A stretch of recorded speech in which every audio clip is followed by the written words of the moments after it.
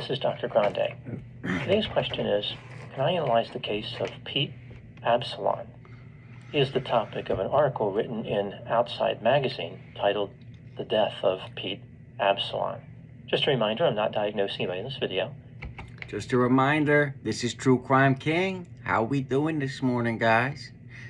I hope everybody's doing well.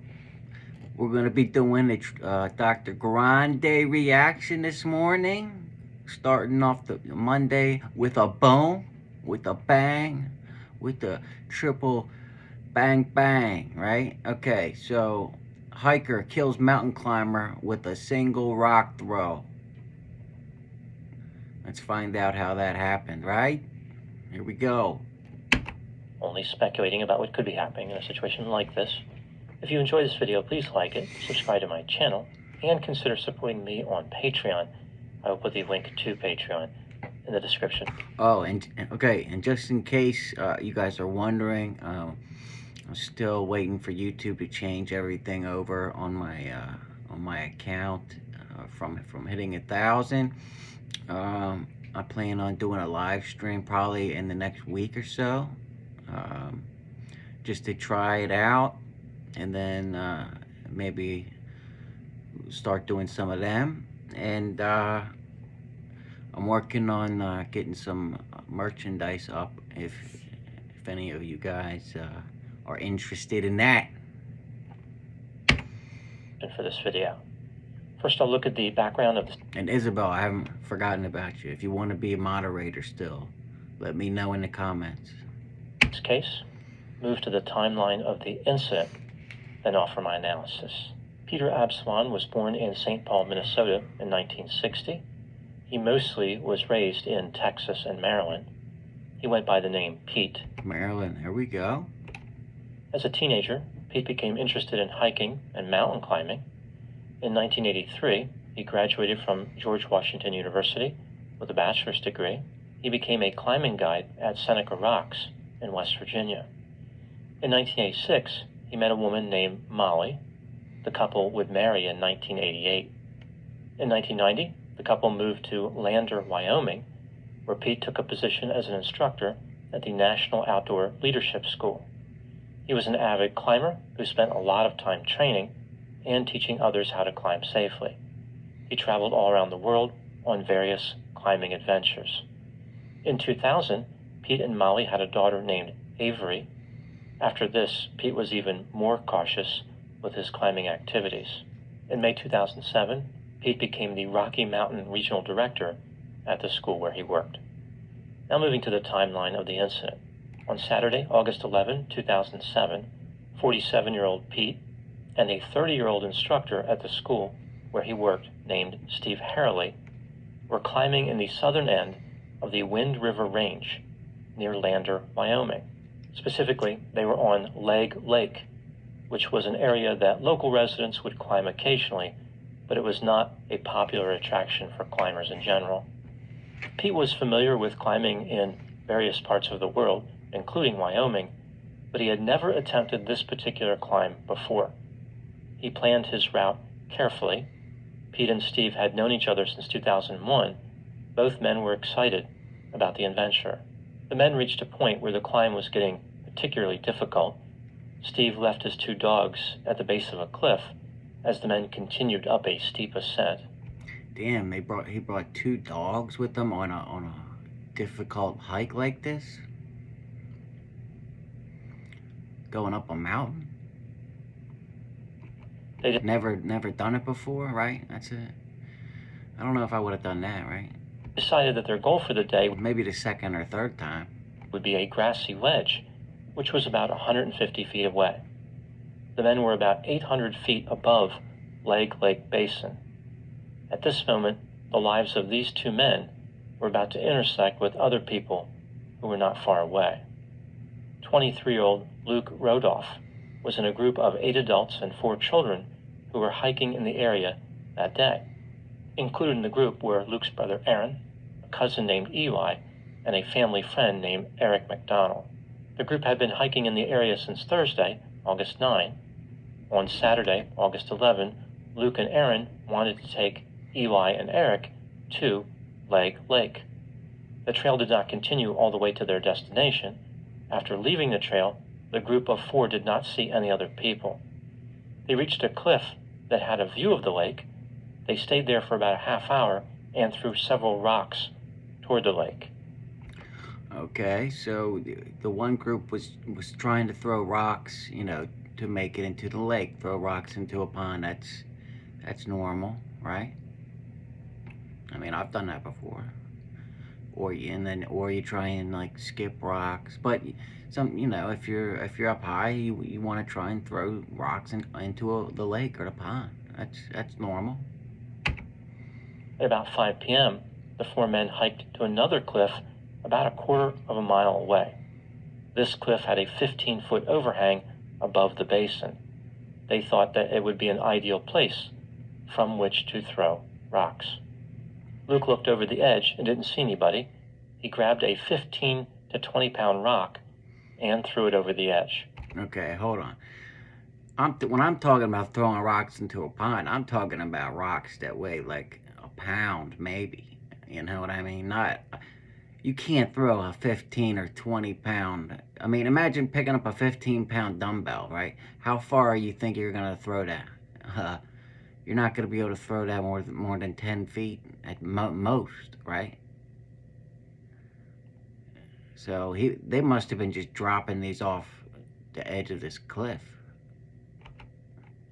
In order to watch the rock make its journey all the way to the basin, Luke leaned over farther and could see more of what was below the overhang. At this point, he noticed 2 men wearing white helmets about 200 feet below him. Okay, so now it's getting to the point where you definitely shouldn't be chucking 15 to 20 pound or dropping 15 to 20 pound rocks over the edge of a cliff when now you know there's people in the area, right? These men were Pete and Steve. Luke had not seen these men until he leaned more over the edge. By this point, it was too late. Okay, so the guy had already let the 15, 20-pound rock go. He leans over the edge, and then he sees 2 people below him, and it's too late. The rock's already on its way down, right? Luke watched helplessly as the rock, which was the size of a bowling ball, smashed into Pete's helmet and killed him instantly. Yeah, I mean, there's, a helmet's not gonna, you're dead if you get hit from that high up from a rock weighing 15 to 20 pounds. Okay. The members of Luke's party immediately called 911, and the group started heading down toward the Leg Lake Basin. But here's the real question. Did they really only see them after they let the rock go, or did they see him first and just either didn't think they were gonna hit him or wanted to scare him, or I don't know what? Let's see.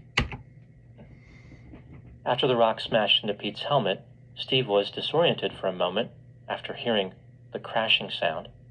As he looked over at Pete, he noticed that his climbing partner's eyes were fixed straight ahead and his mouth was open. Steve turned Pete around and saw that his helmet had been destroyed and there was blood everywhere. In that moment, Steve realized that Pete had died. It was too dangerous to take Pete's body back down the cliff, so Steve took the gear that he needed from Pete's body and made his way down alone.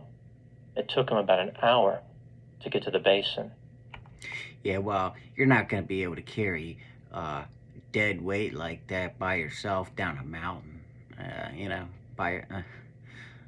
unless you've been training for that, in the Army for months and months. After Steve made it back to the camp and retrieved his dogs, he saw Luke, Aaron, Eli, and Eric running toward him. Aaron said to him, "I'm so sorry for your loss." Steve responded, "What happened?" Luke stepped forward and said, "I threw a rock." Steve said, "Did it hit another rock or something?" Luke replied, "No, that was the rock." Steve said to Luke something like, "I forgive you," or "I forgive you for that." Later, Steve would say that he regretted making that statement. After spending some time praying, the group split up. Aaron, Eli, and Eric made their way back to their camp, as Luke and Steve stayed behind. They spent the night talking around a campfire, which must have been pretty awkward considering that Luke had thrown the rock that killed Steve's friend. Steve asked Luke why he simply didn't leave the area without saying anything. Yeah, I mean, you would think, you know, if you did that, I mean, you want to be the good person, right? And tell them, but also, then you stand a chance of, going to jail and facing trial and possibly being convicted of manslaughter or something, right? So that would be a moral dilemma that this guy's going to have to face. Like, why didn't he attempt to dodge responsibility? Luke told him that he could not run from God and was willing to do whatever was needed to make things right. Well, he's right there, right? You're not getting away from God, right? And this is a tough one so far. The next day, the men hiked to Steve's pickup truck and drove back together to the city of Lander. On the same day, a rescue team from Grand Teton National Park used a helicopter to retrieve Pete's body. 11 days after Pete was killed, the Fremont County Attorney, Ed Newell, announced that there would be no charges filed in this case. Wow. Although he believed that Luke's actions were criminally negligent or reckless. I believe that they were reckless. And you don't, if you can't see all the way over the edge before you're letting these rocks go, then you don't let a 15 or 20 pound rock go if you can't see the bottom and clear it before you throw a rock like that over the side of a cliff. Or this can happen and will happen as it did. So I'm of the mind that this guy probably should have at least been charged with something, right? Ed listed a number of factors to support his decision not to prosecute. For example, Luke was extremely remorseful. He took full responsibility for his actions. He did not intend to kill Pete. Luke had no criminal history and served in the military. The probability of any given rock striking somebody after being thrown off a cliff is extremely low.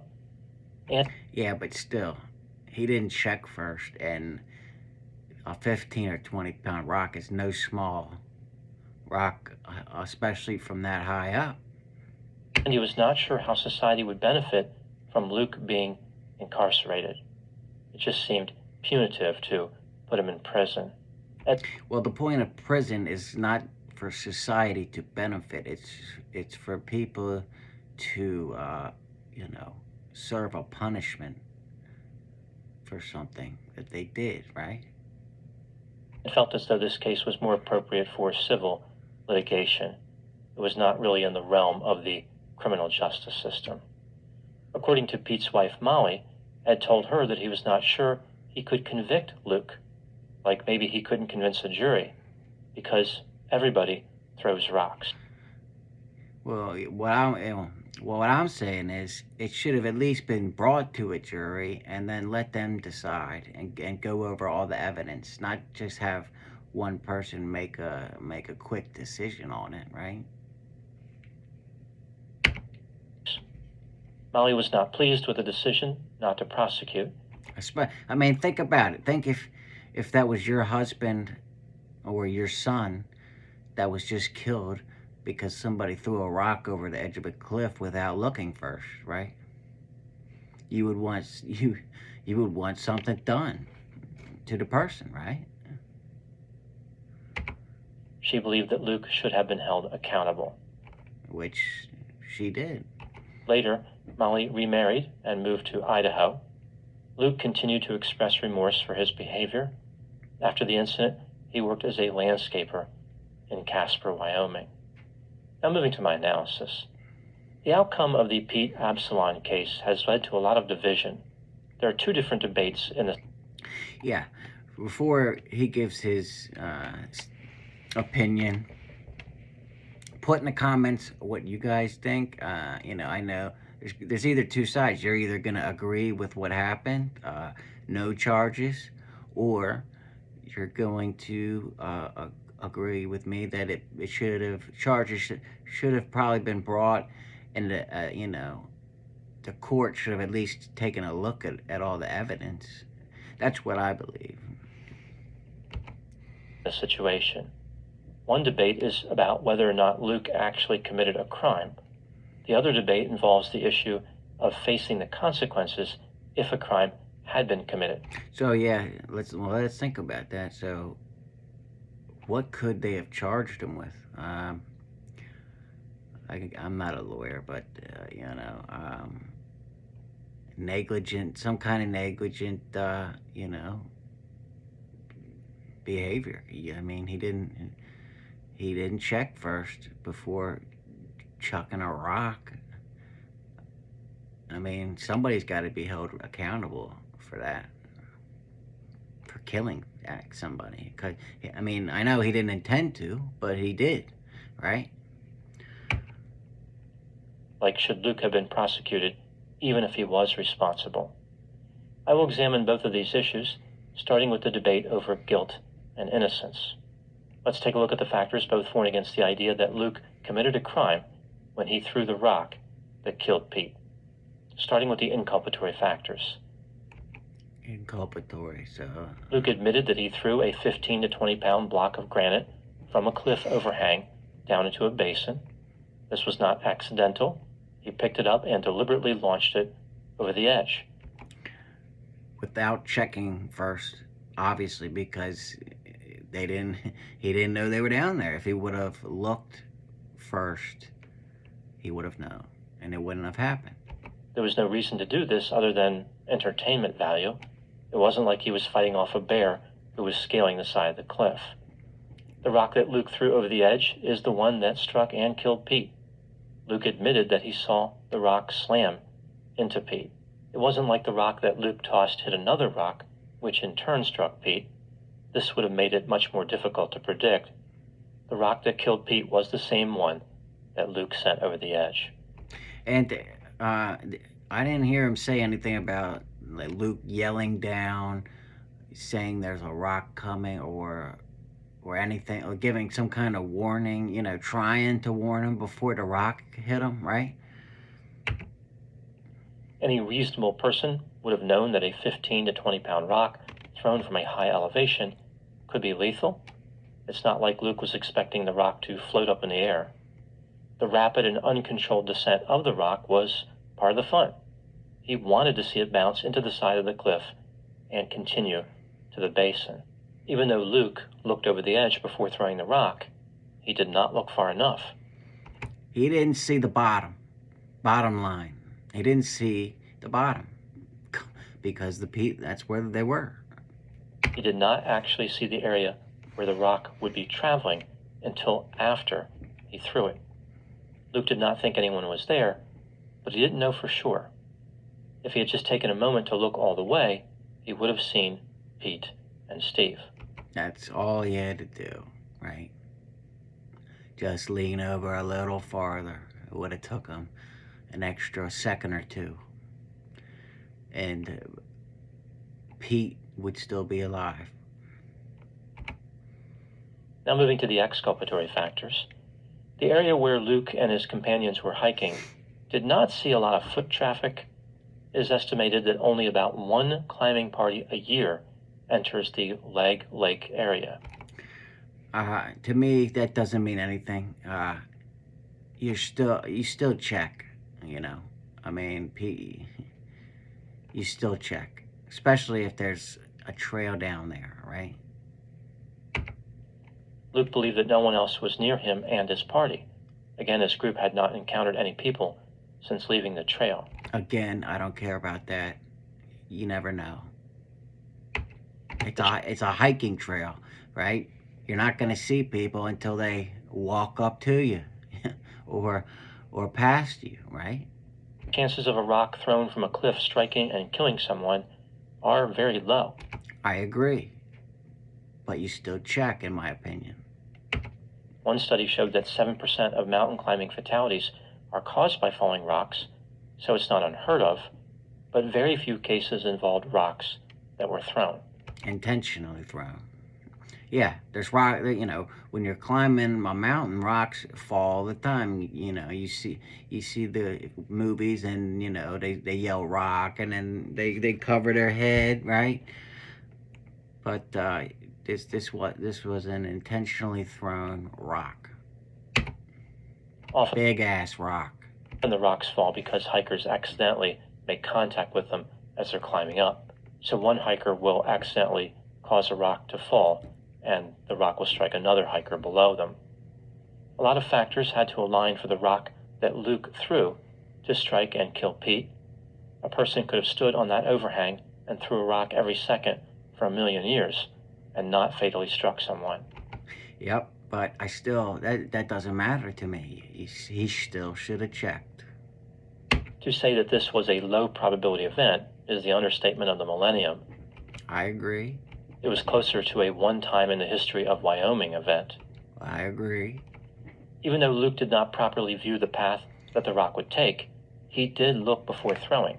He did not get a complete view of the He didn't look all the way down. I don't care. area. Why look if you're not going to be looking where the rock's going to land, right? What's the point in looking if you can't see where the rock's going to land? He did make some effort. He was not being completely reckless. Throwing rocks off mountains is a very common behavior for climbers. One person who had been acquainted with Pete said that even Pete threw rocks. Not 15 to 20 pound rocks, yeah. Little less than a pound rocks or a pound rocks, and you're chucking them. He was just rolling this rock.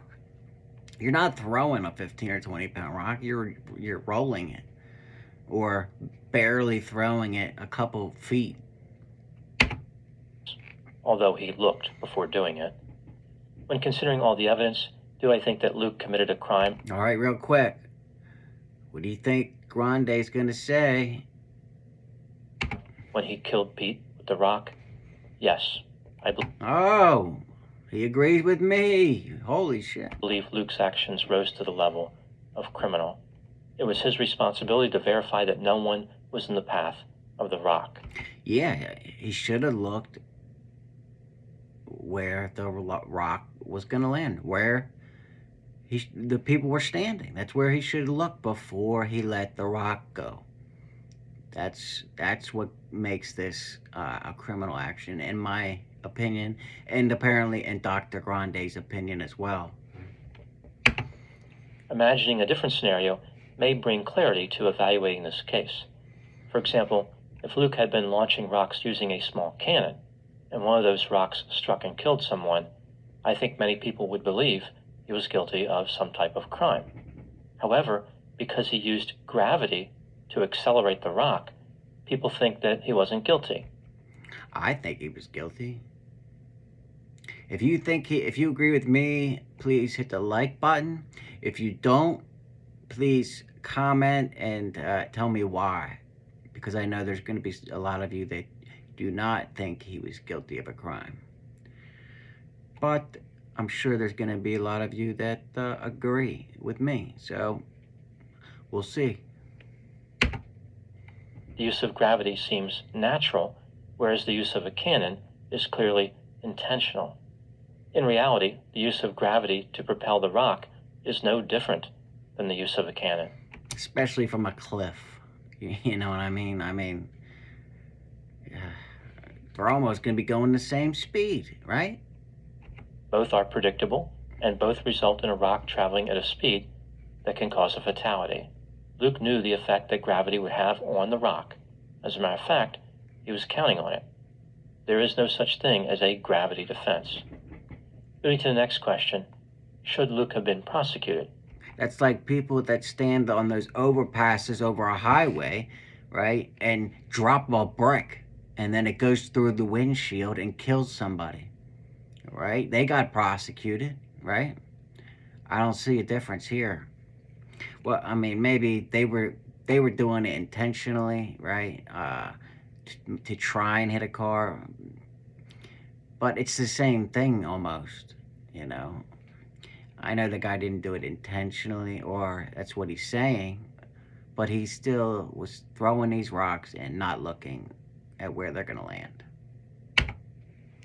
As I mentioned, the Fremont County Attorney came up with a number of reasons why Luke should not be prosecuted.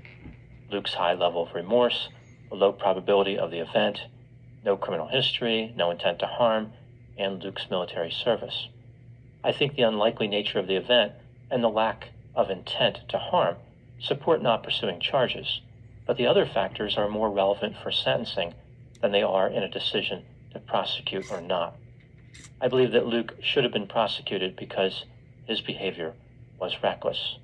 Yeah, I mean, he should have been charged with something. I mean, he would have gotten a very light sentence because he was remorseful and everything that Dr. Grande said, right? He didn't have any criminal history, right? I mean, he probably would have got probation or something. But I still think charges should have been brought, and he should have made his guilty or not guilty plea, and then it should have gone from there. There was no reason that Pete had to die on that mountain. As far as a penalty, I don't believe that Luke should have gone to prison or even had a permanent criminal record. Yeah, I agree with that too. This case would have been appropriate for a deferred judgment, like he could have been convicted, completed some community service and probation. Damn, yeah. So I'm agreeing with, or Dr. Grande is agreeing with me, and so we're of the same mindset on this case. And then had his record expunged. The criminal justice system is not helpful for every type of situation involving unnecessary death. There are fatalities which are better addressed through civil litigation. However, prosecuting in this case would have been not only potentially helpful to Pete's family, I think it would have been good for Luke as well. Luke really struggled after Pete's death. He repeatedly accepted responsibility. He said that Pete's death was his fault and he could never justify it. Yeah, imagine. I mean, maybe if he would have got some kind of little punishment from the court, it would have made him feel better. I mean, now he's thinking, for the rest of his life, he killed this guy and he got away with murdering or killing, he's got to live with that now. Maybe some kind of small punishment would have took that burden off of him. Luke felt terrible about what happened. He may have suffered even more because he never had the opportunity to fully experience the consequences of his behavior. When talking about the decision not to prosecute, Luke said, "I don't know if it was a relief or not." The criminal justice system deals with remorseless people so often.